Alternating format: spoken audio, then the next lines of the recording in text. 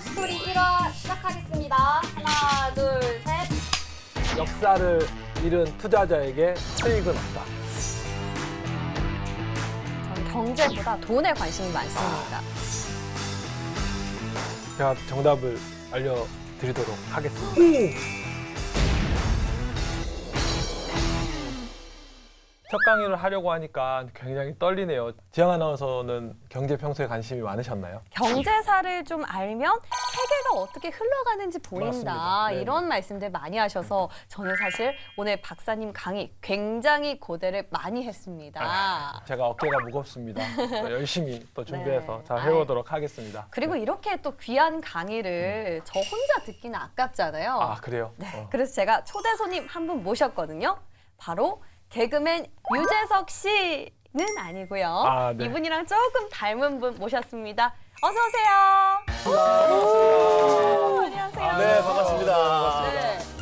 이렇게 하면 가끔 이러면 좀 이제 많이 닮았죠. 아, 봉기 씨 이 모습 저기 개콘에서 많이 봤었습니다. 네. 재밌게 봤었습니다. 감사합니다. 네.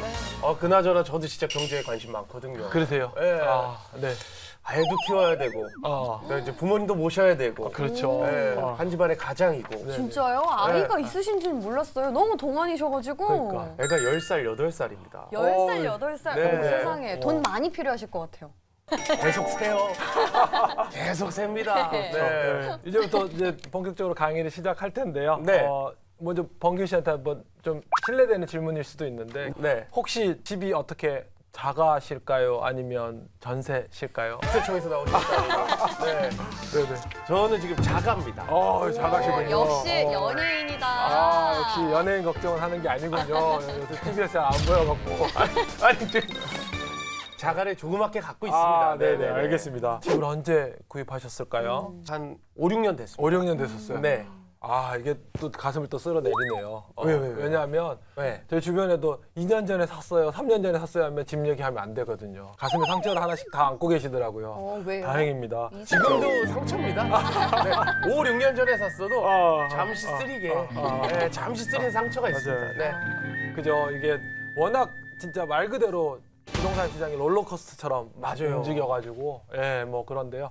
오늘 저희가 이렇게 함께 나눌 주제 중에 하나가 이 부동산이 크게 하락하는데 주범 역할을 한 사람들이 그런 기관이 있어서 당장 잡아야죠.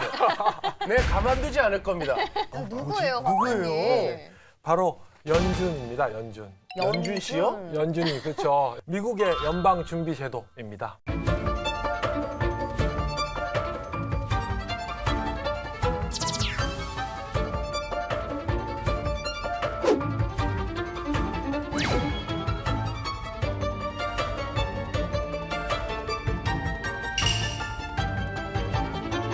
미국에서 우리나라로 치면 약간 한국은행 같이 중앙은행 역할을 하는 그런 곳 아닌가요? 네네, 오. 맞습니다. 연준이 최근 부동산 가격이 하락하는데 굉장히 중요한 역할을 했다고 할 수 있습니다. 제가 준비한 표를 한번 보실까요?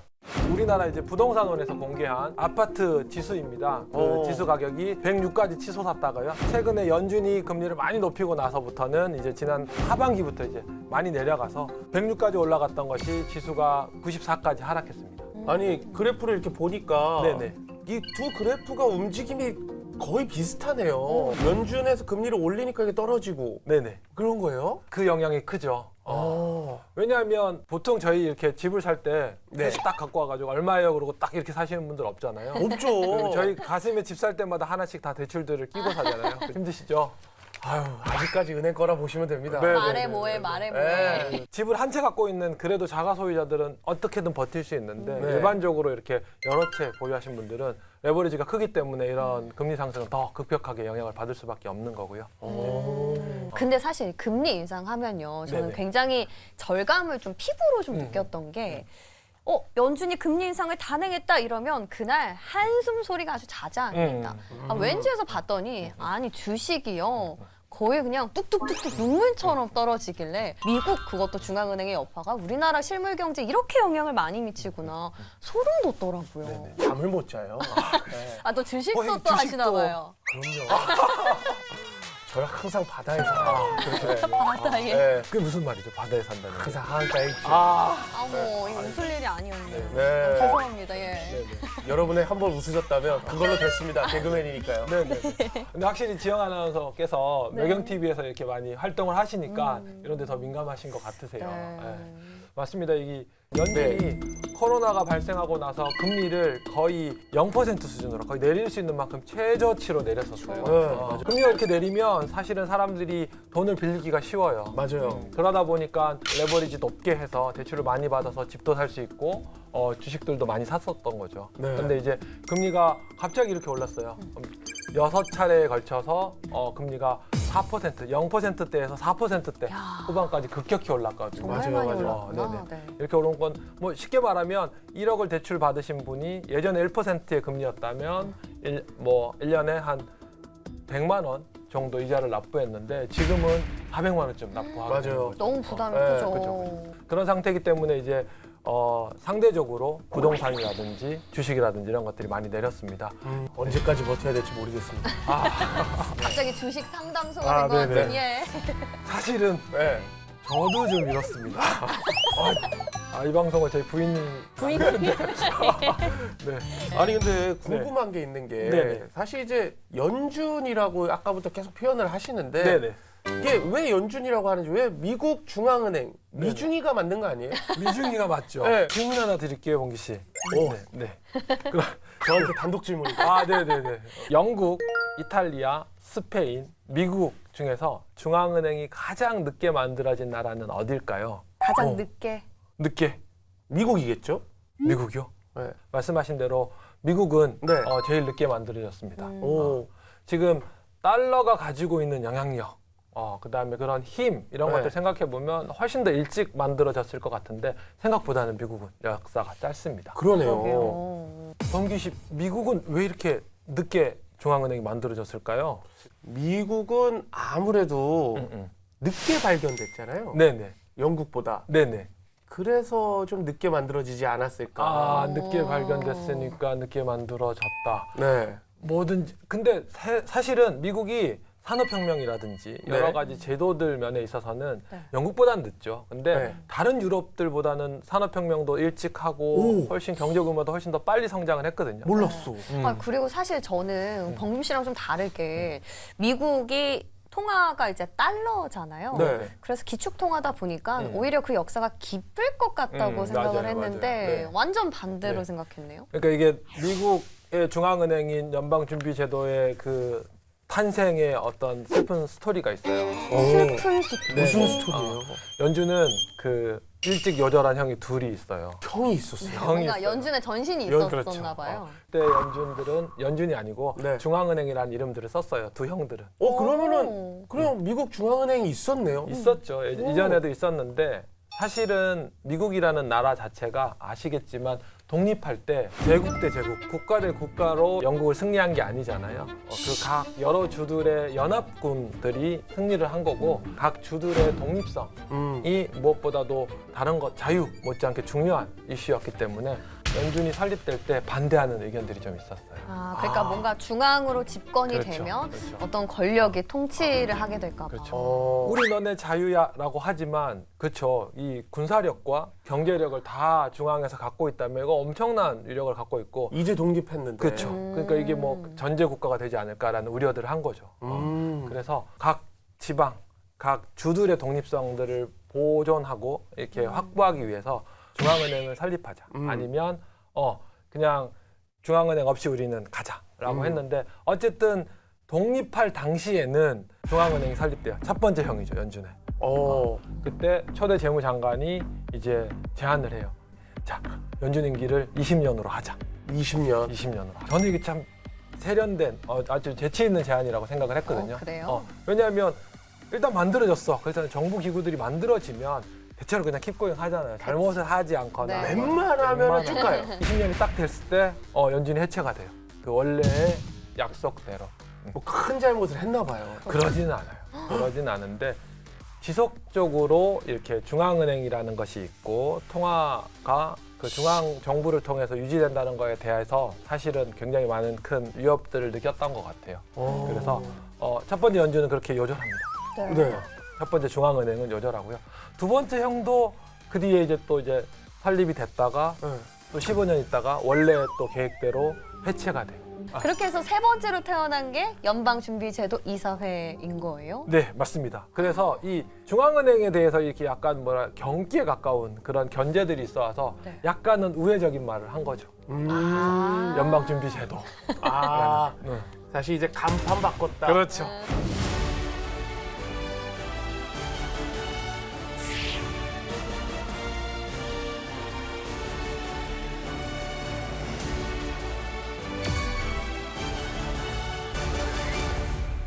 아니, 말씀 듣고 보니까 네. 이렇게 있다가 없다, 있다 없다 반복을 하면 굳이 지금 같은 연준도 또 있다가 사라졌을 수도 있고 근데 왜 이렇게 만들었다가 또 없앴다 이렇게 하는 거예요? 그만할까라고 생각을 할 수도 있는데. 네, 이쯤이면 그럼요. 셋째 안 낳고 싶을 것 이쯤이면 이제, 같아요. 이제는 중앙은행은 미국의 상처야 이렇게 하고 네. 안 할 수도 있는데 정말 필요 불가피한 그런 사건들이 발생합니다. 오, 뭐예요? 1907년 미국의 경제 대란 이 사진 속에 있는 회사에서 시작됐습니다. 니코보코 신탁회사라고 하는 곳인데요. 네. 아, 이게 회사예요? 네네네 멋있게 생겼죠 건물이. 오. 되게 네. 신전같이 아, 생겼다. 네. 나 아테네 신전인데. 아, 약간 요 때는 이런 느낌이었던 것 같아요. 오. 요 회사가 1907년에 파산을 하게 됩니다. 신탁은행이? 네, 신탁은행. 니코보코가 파산하면서 다른 은행들도 많이 뭐 신용 경색이 일어나고 파산하기도 하고요. 미국에서 뉴욕 증시가 한 50% 가량 하락하기도 합니다. 그게 가능해요? 50%가 빠지는 게? 많은 주식이 거래되는 증권 거래소의 지수 평균치가 50% 갔다라고 하면 정말 어마어마한 건실한 건데. 회사들은 서바이벌 했을 텐데 웬만한 회사들은 거의 파산에 그렇죠. 가까웠다라고 보시면 되죠. 와. 이 사건을 1907년 은행 패닉이다라고 부르는데요. 그 원인이 있습니다. 이게 뭐 미국에서 실물 경제가 잘못되고 미국에서 이제 기업들이 경영을 잘못하고 뭐 니코보코 신탁회사가 뭐 잘못된 대출을 해주고 이렇게 해서 파산을 했다면 네. 미국인들이 다른 솔루션을 찾았을 텐데 네. 유럽은 당시에 이제 전쟁이라든지 이런 것들 때문에 뒤숭숭한데 미국에서 안정적으로 기술 개발하고 일어났던 여러 가지 공장에서 만들었던 물건들이 유럽으로 많이 수출이 돼요. 그리고 또 다른 보험 관련된 이슈들 때문에 이렇게 미국이 유럽으로부터 받아야 될 돈들이 많아졌어요. 그러면 이제 유럽에 있는 돈들이 어떻게 될까요? 미국으로 오겠네요. 미국으로 들어와야지. 쏠리죠. 네. 근데 돈이 미국으로 가는 걸 막는 방법이 있어요. 어떻게 하면 될까요? 유로 가치를 올리나? 유로 같이 그렇죠. 유럽의 오. 화폐가 역시 공부를 예술을 하시니까 나는 안 됩니다. 주면 돼요. 안 주면 돼요. 네. 그게 예전에 유럽 왕들이 그렇게 했어요. 안 줘라고 했어요. 그렇게 하기도 했는데 맞아요. 이게 미국은 이제 국가잖아요. 네. 국가인데 안 줄 수도 없고 그래서 다른 전략을 쓰죠. 유럽의 화폐 가치를 높여요. 이탈이 되지 않게. 뭘 하냐면 네. 금리를 상승해요. 유럽의 금리를. 지금과 같은 국면이. 그렇죠. 그렇죠. 금리를 높여버려. 그렇죠. 생각해 보세요. 범규 씨, 그 똑같은 금리의 채권이 있어요. 네. 인도 채권은 5%, 네. 인도 채권도 5%, 미국 채권도 5%예요. 네. 그럼 어떤 나라의 채권을 구입하시겠어요? 너무 당연히. 미국이죠. 그렇죠. 그럼요. 네. 그렇죠. 그래서 이 자본이라는 거는 사실은 의리도 없고 네. 이름도 없어요. 네. 수익률, 리스크 따라서만 움직이거든요. 그죠. 그런데 유럽에서 금리를 높였어. 우리한테 돈 맡기면 더 많은 수익 줄게, 이자 줄게, 할게 하니까 유럽의 돈들이 나가지 않고 머무는 거죠. 그렇죠. 심지어 미국이 받을 돈들을 안 받고 그냥 유럽에 쟁여놓기만 하는 게 아니라 미국 돈들이 유럽으로 나가는 거예요. 주기까지. 오히려. 어머. 그렇게까지 되는 위기가 처한 거죠. 미국의 당시 달러라는 건 중앙은행이 없는 시절이에요. 그러면 이 달러를 미국의 화폐의 근간은 뭐냐면 금이에요. 금이 있는 만큼만 화폐를 발행할 수 있게 되는 거거든요. 네. 그런데 그런 부분들에서 이제 미국에서는 화폐를 찍어낼 수 있는 양은 한계가 있는데 이제 수익률이 높은 유럽으로 가니까 미국 돈이 부족해지는 거야. 그렇지. 다 빠져나갔어. 그러니까 이제 신용위기가 오는 거죠.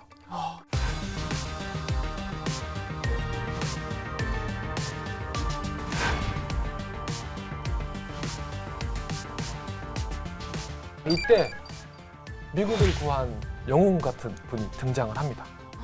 이 나라를 일개 개인 사람이 구해요? 이때 그리고 이게- 우리나라는 네. IMF 때 사실 개인이 구한 게 아니라 그쵸. 국민이 그치, 구했잖아요. 금목이 금목이, 열심히 금목이. 하고. 다 도체 돌반지 다 나갔어요. 예. 돌반지 본인 돌반지. 저는 그때 초등학생이었으니까 저희 그때. 부모님이 네네네. 제 거 다 가져갔어요. 그러셨구나. 어머, 네. 또 이렇게 기여를 또 하셨네요. 네, 그럼요. 그때 축복합니다. 아 근데 우리 모두가 그땐 다 그랬잖아요. 맞아요. 아, 네. 그쵸, 그쵸. 오. 아마 오. 사진은 낯서실 텐데요. 이름은 되게 익숙하실 거예요. 저는 뭐죠? 처음 보는 분인데. 저도요. 그러실 거예요. 예. 네. JP 모건이라고 하는 분입니다. 그 유명한 JP JP 모건. 모건. 그 유명한 JP 모건. 어머, 미국 네. 아이비 아닌가요? 네, 맞습니다. 와. 미국에서 가장 큰 IB 인베스트먼트 뱅크입니다. 네. 네. JP 모건이 그때 필요했던 미국의 유동성을 개인이 다 공급합니다. 엄청난 재력가. 그렇죠. 그러니까 아니 당시 그게 가능해요? 예. 그리고 JP 모건이 이렇게 네. 노블리스 오블리주죠.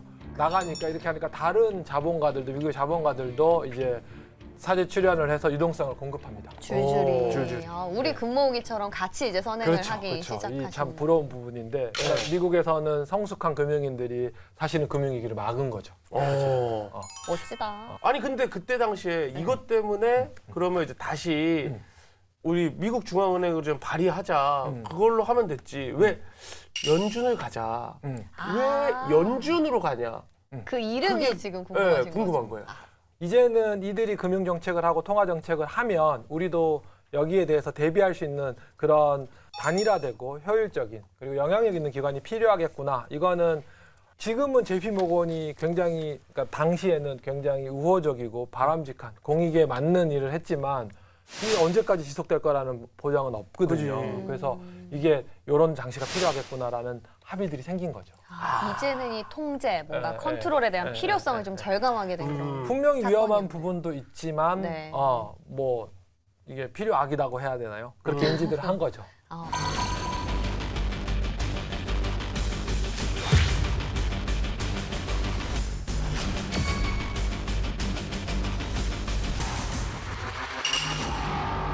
연방준비제도 이사회 이 명칭에 대한 궁금증 좀 풀었는데 네네. 기사 보면요, 범규 씨 그런 거 보셨어요? 뭐 어떤 거요? 비둘기파다, 뭐 매파다.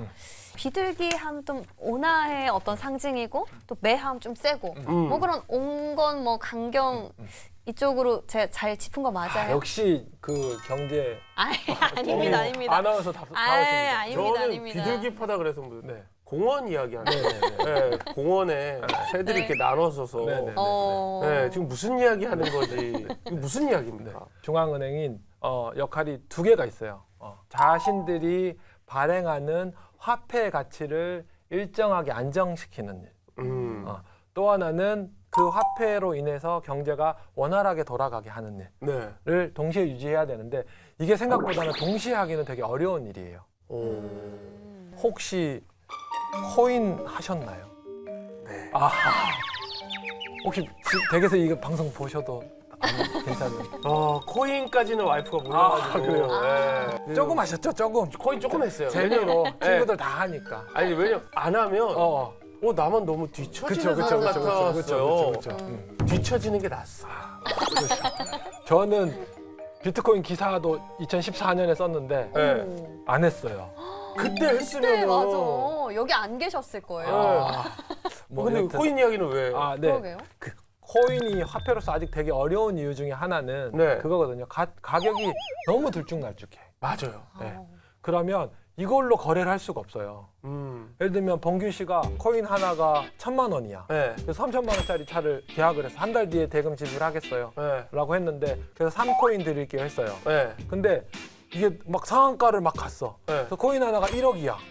그러면 그 계약대로 이행하시겠어요? 아이, 그죠? 무조건 취소죠. 취소하고 계약금은 난리더라도 기분 좋게. 네. 그러면 갖고 있을 때는 유리하지만 그렇게 화폐 가치가 많이 변하면 방금 얘기했지만 아무도 차를 살 수가 없어요 오히려. 그죠. 아무도 집을 살 수가 없어. 그러면 어떻게 되냐면 물물 교환 경제 시대로 돌아가 버리는 거예요. 과거로. 그렇기 때문에 중앙은행들은 자신들이 발행하는 화폐 가치를 일정하게 유지해야 돼요. 근데 그 화폐 가치를 일정하게 유지하는 데에 목표를 두고 더 무게추를 주는 그런 식의 그 경제학자들 혹은 통화위원들, 네. 통화 정책을 하는 사람들을 매파라고 불러요. 매파. 근데 화폐 가치를 일정하게 안정시킨다라는 말을 다른 말로 하면 물가를 안정시킨다라는 말이거든요. 화폐 가치, 물가가 올랐어요라는 말을 다른 말로 하면 화폐 가치가 떨어졌어요. 네. 오, 점점. 역시 학습이 빠르신데요. 화폐 가치가 떨어졌어요. 네. 그런데 또 지나치게 물가를 잡기 위해서 화폐 가치를 안정시키기 위해서 정책을 많이 하게 되면 어떻게 되냐면 실물 경기가 안 좋아져. 앞에서 말씀드렸지만 시중에 돈을 많이 풀고 네. 금리가 낮아지면 투자도 많이 하고 그쵸. 소비도 많이 하고 그러면 물건도 많이 생산하고 소비되고 일자리가 많이 늘어요. 그래서 실물 경제는 좋아져. 그래서 여기에 좀 더 방점을 맞추는 분들을 비둘기파다라고 해요. 근데 각자의 역할이 좀 그렇죠. 있네요. 그러네. 통상적으로는 이렇게 연준도 그렇고 한국은행도 그렇고 요 통화 정책을 하는 금통위원들을 뽑으실 때 이런 밸런스를 좀 맞추기는 해요. 그쪽에는. 이제 그 말씀 중에 생각이 난 게 FOMC라고 해서 또 정례 회의를 하잖아요. 네네네. 그 회의랑 또 별도로 네네. 어떤 베이지북? 겉표지가 베이지색. 역시 센스가. 와. 아 진짜로? 네네. 맞아요? 네네 맞습니다. 그렇게 쉽게 한다고? 생각보다 네. 금융 관련된 용어들이 아까 매파 비둘기파도 있지만 굉장히 직관적이고 쉬워요 오히려. 그러네. 나 농담으로 한 얘기였는데 맞았을 줄 몰랐어. 네네. 이거 이 어떤 뭐냐면 네. 이 연준은 12개에 있는 연방은행들로 이루어져 있는 연합체입니다. 네. 그 연합체들의 이사회에서 이제 통화정책 FOMC를 진행을 하는데요. 이 12개 은행들에서 각각 이제 자기네 관련된 해당하는 권역의 경제 리포트들을 제시해요. 연준이고 미국에서 가장 똑똑한 경제학자들이 많이 있고 네. 뭐 어마어마한 뭐 경제 그 모형들, 모델들 그리고 저희 분석 프로그램들을 갖고 있으니까 안에 뭐 대단한 것들이 있을 것 같은데 사실은 연준이 발행하는 그 베이지북은 별것도 없어요. 베이지북들을 보시면 각 연준에서 각 연방은행들이 관리하는 지역에서의 실물 경제 흐름들, 물가는 이 지역은 어떻고요. 또 실물 경제는 이 지역은 어때요? 고용 상태는 이 지역은 어때요? 라고 하면서 그것들을 이제 취합해서 이제 통화 정책들을 하게 되는 거죠. 저희 같은 개인들도 그럼 볼 수가 있네요. 볼 수가 있죠.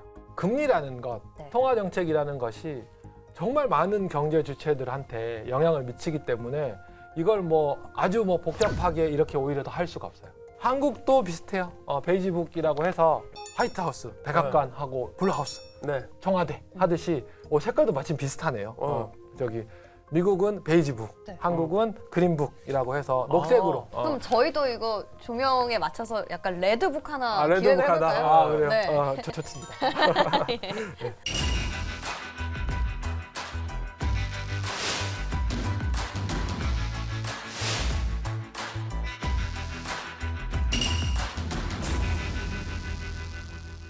그럼 제가 가장 중요한 질문 하나 드려도 될까요? 네네. 어떻게 하면 네. 돈을 벌 수 있습니까? 오늘 속셈이 있으셨군요. 네네네. 제가 정답을 알려드리도록 하겠습니다. 네네. 역사를 잃은 투자자에게 수익은 없다. 이야, 이것이야말로 어록이었네요. 저는 네. 돈은 그냥 돈은 버는 거고 쓰는 거다라고만 생각했는데 돈의 역사를 배운 적은 처음인 것 같아요. 그래서 돈을 역사를 배워서 이제 돈을 제대로 알고 제대로 벌고 제대로 쓰도록 하겠습니다. 네. 야, 이거 네. 사실 저도 요즘에 이제 금리 인상, 뭐 연준 이야기 굉장히 많이 나왔었는데 어렵잖아요. 맞아요. 연준의 역사, 두 명의 형을 먼저 보내고 난 그 역사를 보니까 오늘 좀 더 친근하게 금리와 이 세계 경제에 대해서 좀 알 수 있었던 시간인 것 같습니다. 네. 오늘 정말 귀한 말씀 또 내주신 우리 박사님께 정말 다시 한번 고맙습니다. 네, 아닙니다. 저 너무 즐거웠고요. 네. 재밌었습니다. 감사합니다. 감사합니다. 네, 감사합니다.